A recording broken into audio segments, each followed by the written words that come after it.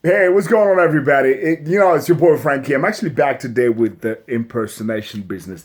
And today, the person on the menu is none other than Mr. Andrew Mwenda.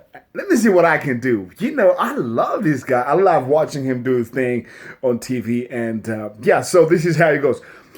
Okay, you see, the problem with opposition here in Uganda, it is not exactly what they have. It needs to be the content.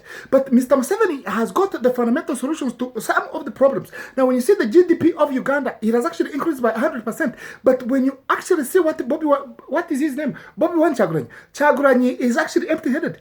When you look at him, he's just a very simple guy who's actually sympathized with a lot of people, but does not exactly understand where Uganda comes from and where Uganda is going. But Museveni has actually psychologically and physically beaten these people just because he knows what exactly he's talking about. Now, Besige is not exactly how you see him. He comes in as a great person who.